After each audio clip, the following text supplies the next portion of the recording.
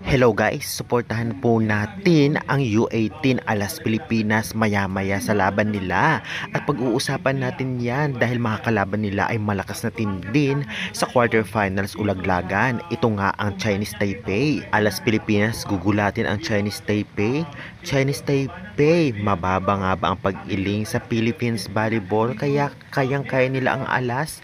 Yan po lahat ang ating pag-uusapan this video. Kaya before that guys, please naman, huwag niyong kalimutan mag-like, comment, and subscribe, and pahit the notification bell para sa bago kong channel, Philippines Volleyball TV. Maraming salamat sa suporta. Well, maya-maya lamang October 26, 2025, maghaharap nga ang U18 Alas Pilipinas versus Chinese Taipei, 11:49 PM. Kumbaga ay 12 AM na.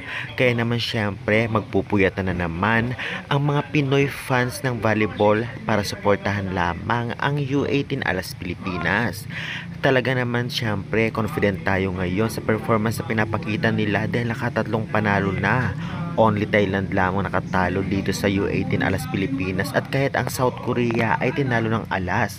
Kaya malaki din ang chance na kaya din nila itong ngang Chinese Taipei. Ganun pa man, alam naman natin na malalakas din ang Chinese Taipei kahit pa ang kanilang national team na hirap din ang ating Alas Pilipinas national team na matalo ito. Ibig sabihin, maganda ang kanilang sistema sa volleyball. Kaya naman hindi dapat magpakampante ang U18 Alas Pilipinas at agad-agad talunin sila para pasok sila sa semifinals. Kung ating titignan ay maganda ang nilalaro ngayon nitong ang ating pambato, kaya confident naman tayo na may laban sila, kaya karapat dapat na suportahan.